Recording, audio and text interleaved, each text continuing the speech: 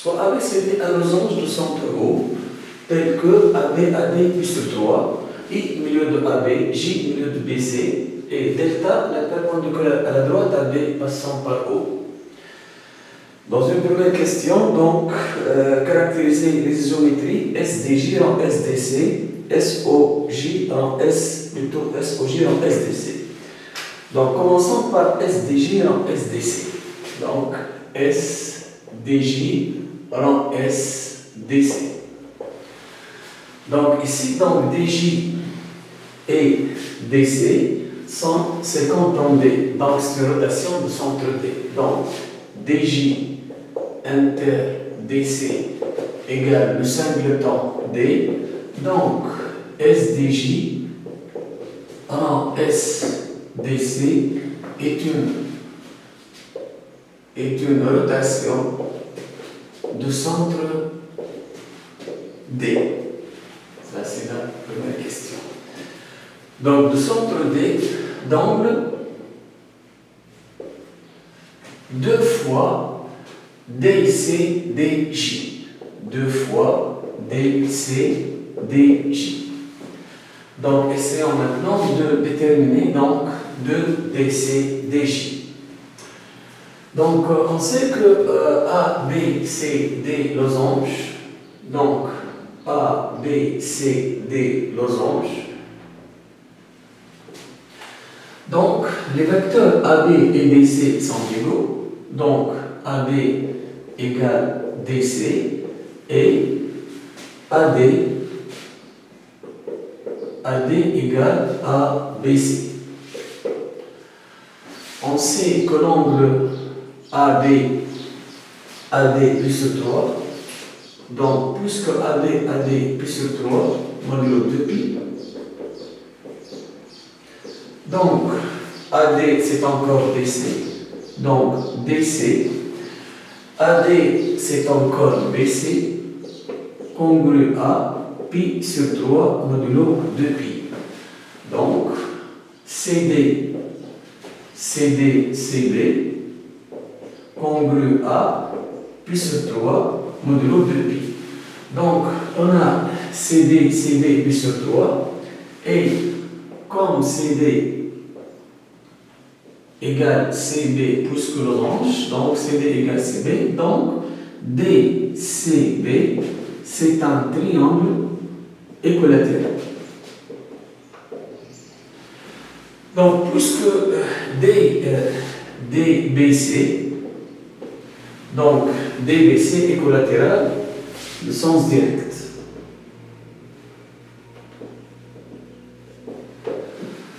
Comme J milieu, donc J milieu de BC, donc la durée droite, donc DJ et la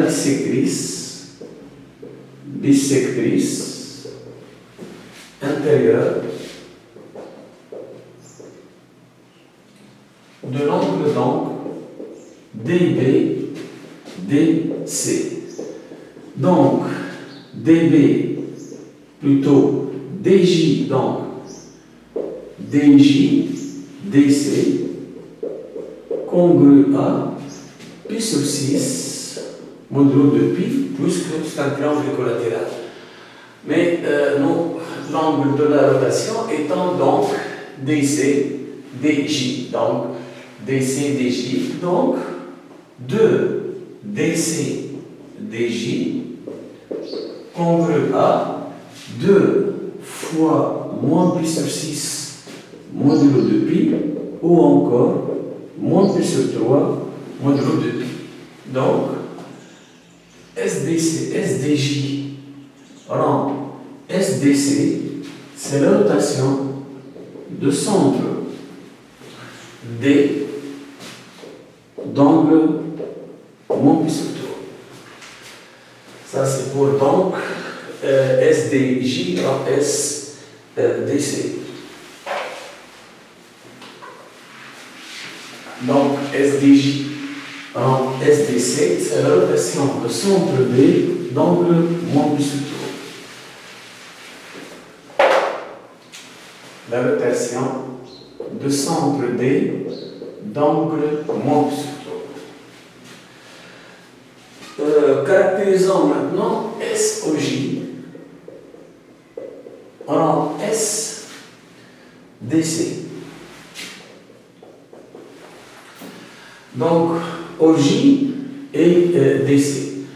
Donc, puisqu'on a O centre de A, B, C, D, losange. Donc, au milieu donc, des diagonales. Donc, au milieu de BD. Donc, au milieu de BD, J milieu de BC. Et puisque J milieu de BC, donc, le théorème des milieux ou encore Thalès, donc OJ parallèle à DC. Donc, OJ parallèle à DC, donc SOJ en SDC est une translation de vecteur U, c'est une translation T. Essayons donc de déterminer le vecteur de cette translation. Remarquons ici que OJ est parallèle à DC d'après le même théorème. Donc on a OJ parallèle à DC et DC parallèle à AB. DC parallèle à AB. Donc OJ parallèle à AB. Donc OJ parallèle à AB. Essayons donc de démontrer que donc ID perpendiculaire donc à OJ. Donc puisque ce triangle est équilatéral, ABD équilatéral, et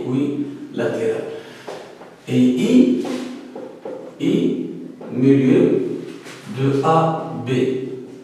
Donc DI perpendiculaire à AB. Puisque DI perpendiculaire à AB, donc DI perpendiculaire aussi à OJ. Donc ici on a DI perpendiculaire à OJ. Je vais donc essayer de démontrer que OJ médiatrice. La médiatrice est perpendiculaire au segment qui est déjà démontré. Et essayons de démontrer qu'elle passe par un point, que cette droite passe par un point équidistant de I et D. Remarquons ici que au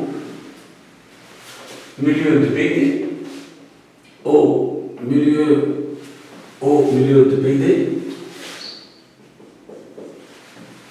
I milieu de AB, I milieu de AB,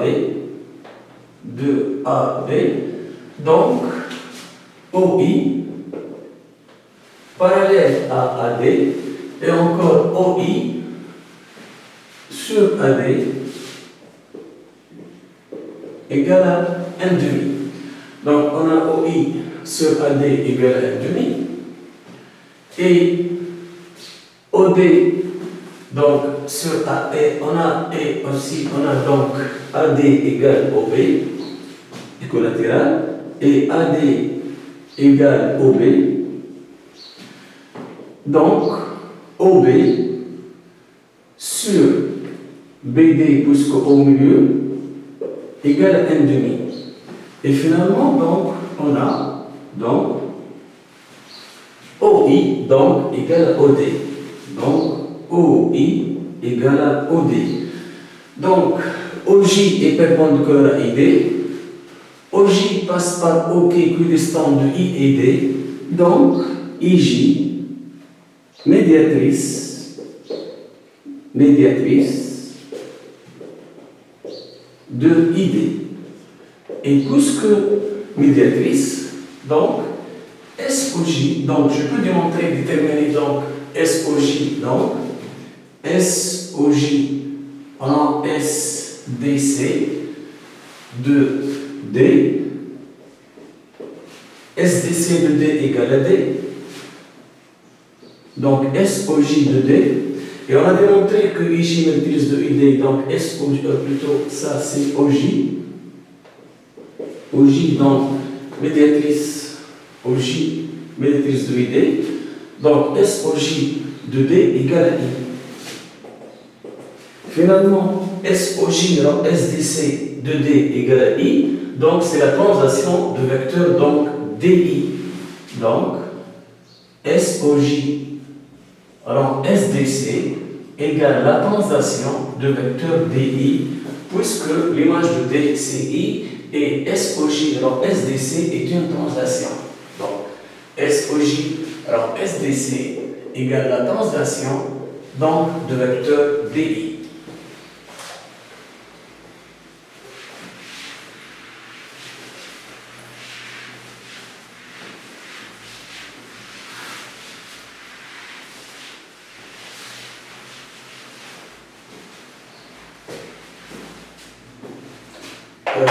Deuxième petit b plutôt, ça c'est premièrement donc petit a. Passons à petit b. Donc petit b, plutôt, soit R la rotation, plutôt deuxièmement, ça c'est premièrement, et je vais passer maintenant à la deuxième question petit a. Deuxième question petit a, donc on nous donne donc R la rotation de centre D d'angle moins P sur 3. R la rotation d'angle D, donc ça c'est appelé R. T la translation de vecteur DI, ça c'est appelé donc T. Caractériser l'application phi égale T en R moins 1. Donc phi égale à T en R moins 1. Donc phi est la composée de deux déplacements d'angle de pi, la translation au de kpi, et R-1, c'est la rotation d'angle pi sur 3. Donc, phi est une rotation d'angle pi sur 3. Puisque on a phi égale à t en R-1. Mais t, c'est encore TDI. Mais TDI, c'est SOJ en SDC. En R-1. Mais R-1, c'est SDJ en SDC. Donc R-1, c'est SDC en SDJ.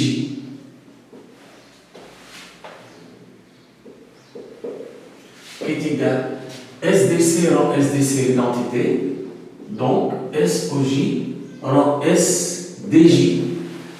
OJ et DJ c'est quand on J, donc c'est la rotation donc, de centre J, puisque l'intersection c'est J, d'angle pi sur 3. Puisque l'angle c'est pi sur 3, donc phi, la rotation donc de centre J et d'angle pi sur 3.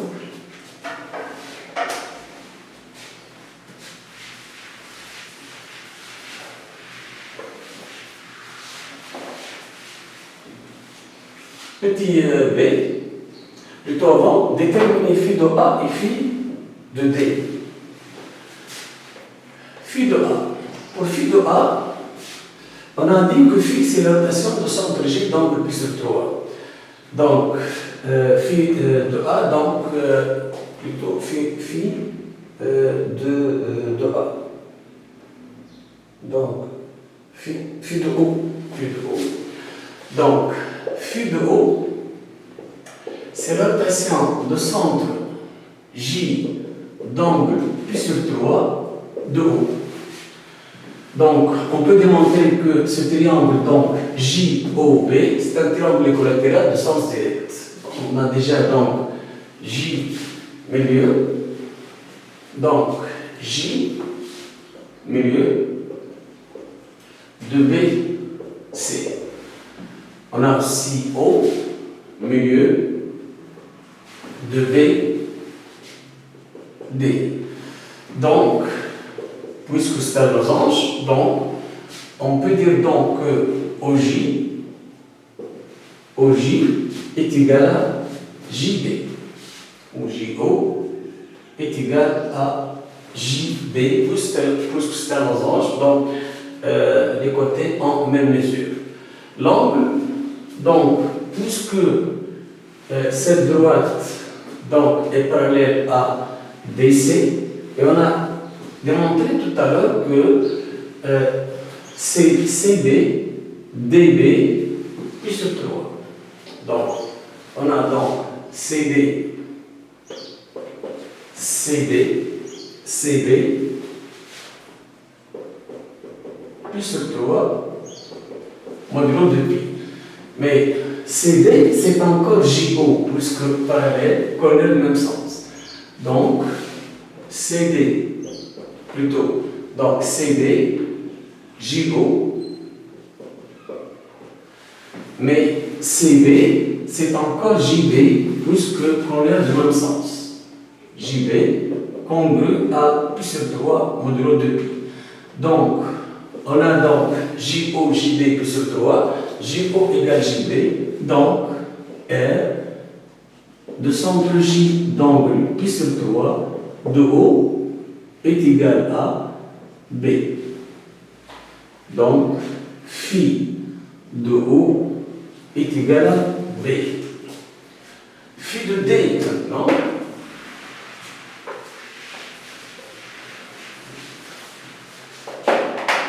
Pour déterminer donc phi de D,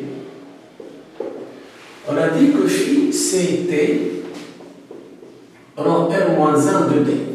C'est plus simple d'utiliser cette forme puisque R-1 de centre D. Car R de centre D, donc R-1 de centre D, donc T de D. Mais T de D est égal à I puisque T est la transition de vecteur DI. D'où donc phi de D est égal à I. Donc phi de D est égal à I.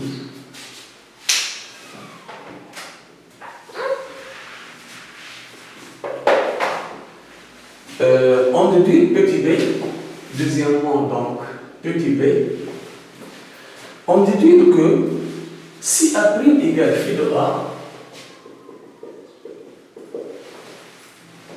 donc alors A', B et D sont parallèles. Donc, puisque phi de A, plutôt A' est égal à phi de A. Donc, mais phi, c'est quoi donc? C'est phi, c'est T, rang L-1 de A, donc égal à A'. Mais L-1 de A, R-1, c'est l'optation de centre D d'angle pi sur 3. Donc, l'image de A par cette rotation, on a donc DA, DB pi sur 3, puisqu'on a dit tout à l'heure que c'est collatéral. Or, DA, DB congru à pi sur 3 modulo 2pi et DA égale à DB. Donc, R de centre D d'angle pi sur 3 de A est égal à B. Revenons donc à A'. Donc A' égale phi de A égale T rang R-1 de A. Donc A' égale à T, mais R-1 de A, on a dit que c'est B. Donc, mais T c'est la transition de vecteur DI, donc BA', le vecteur donc BA' égale le vecteur de la translation DI. Donc on a BA' égale à DI, donc les droites BA' et DI sont parallèles. Sont parallèles puisque les vecteurs donc sont égaux. Troisième question.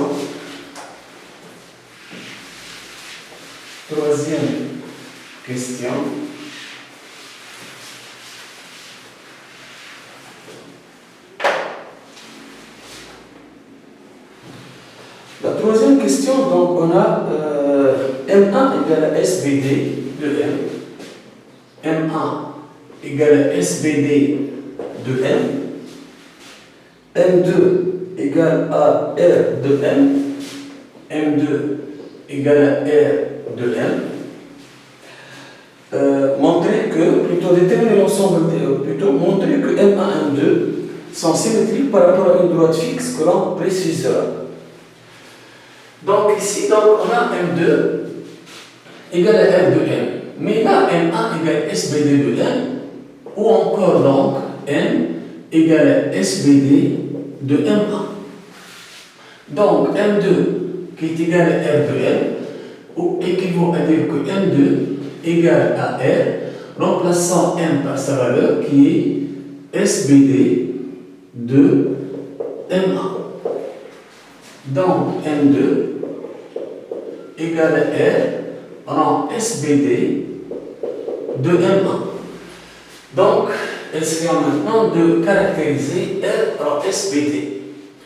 Donc, pour caractériser donc, R en SBD, je vais donc décomposer R. Donc, R, c'est la rotation de centre D d'angle moins pi sur 3. Donc, je peux écrire donc R est égal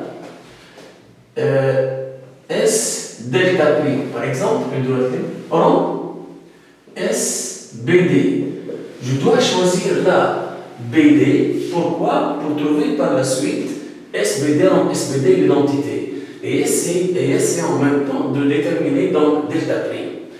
Pour cela, là, j'ai une formule. Donc, si on écrit que R égale à S delta prime en SBD, donc delta prime, par définition, c'est l'image de BD par la rotation de centre D d'angle la moitié, donc d'angle moins pi sur 6.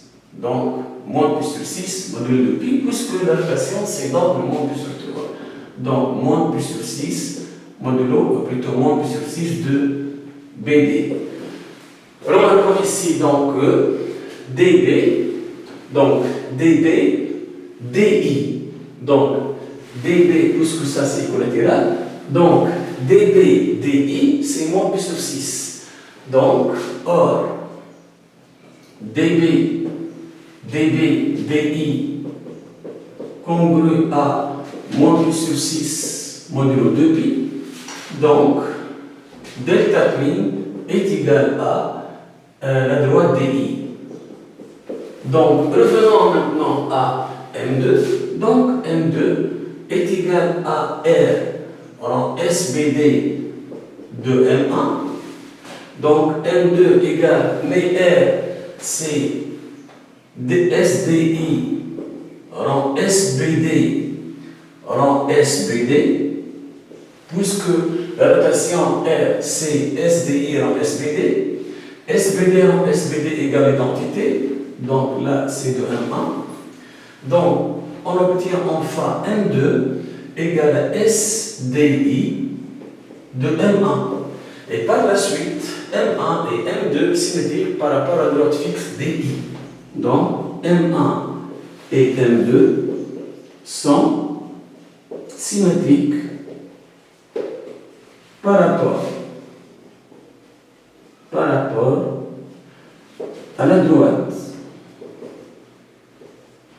la droite fixe DI. Quatrième question.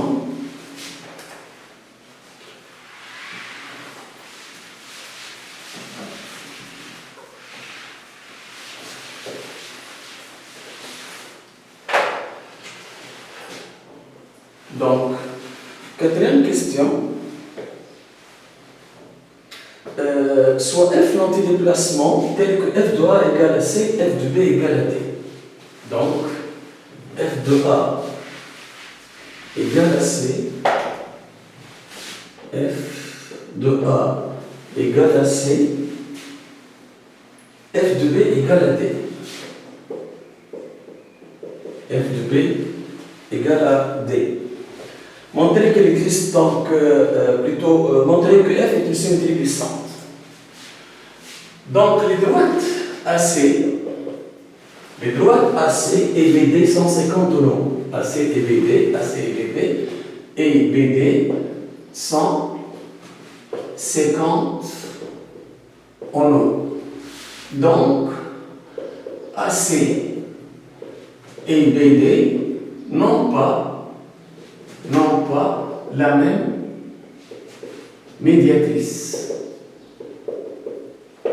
Donc, F n'est pas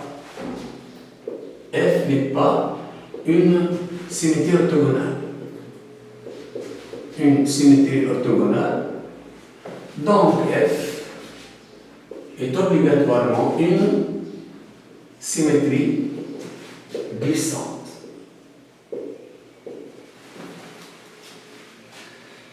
Ça, c'est les questions quatrièmement A. B. Montrer que F égale SO en SAB. On déduit la forme réduite. Donc, F égale SO en SAB. Donc, quatrièmement B. F égale SO en SAB. Je vais utiliser là le principe de coïncidence. On a f de A plutôt SO rang SAB de A égale à SO de A. Mais SO de A égale à C. Mais C égale à f de A. Donc, première coïncidence. SO rang SAB de B égale à SO de B, mais SO de B égale à D. Mais D égale à f de B. Deuxième coïncidence. F est un antidéplacement. SO rang SAB est la composée d'un déplacement et d'un antidéplacement. Et d'un anti-déplacement. Donc, F, plutôt donc, SO rang SAB est un anti-déplacement. Deux isométries de même nature coïncident en 2 points, donc sont égales. Donc, SO, F égale SO rang SAB, puisque elles coïncident en 2 points, donc distincts. Alors, on déduit la forme réduite.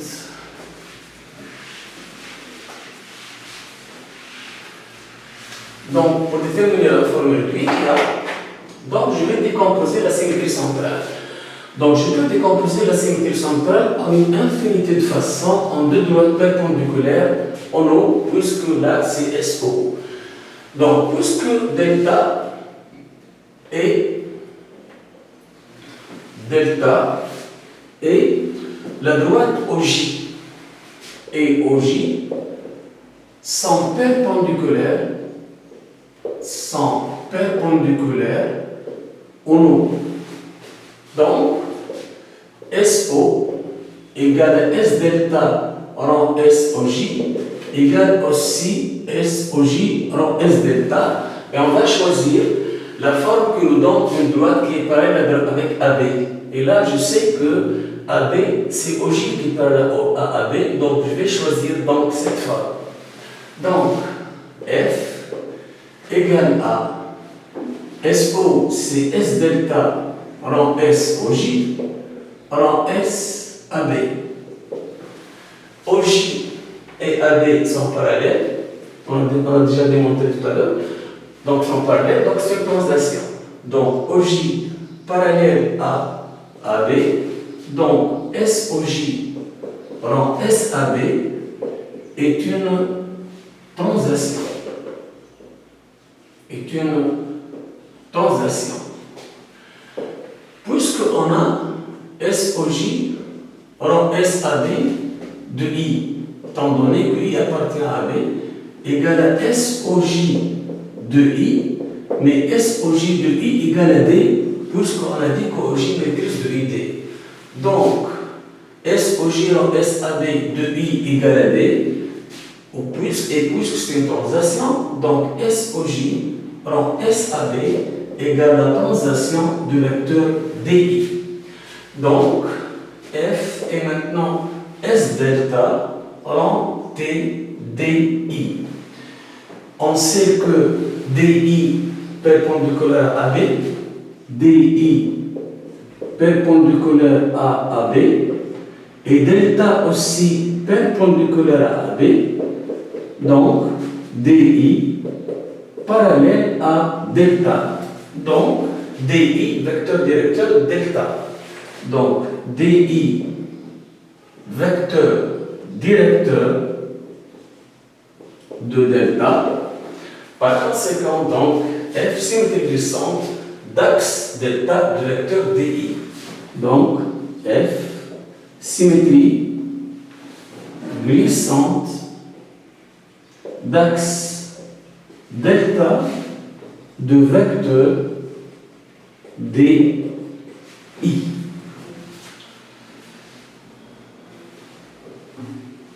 Cinquième question.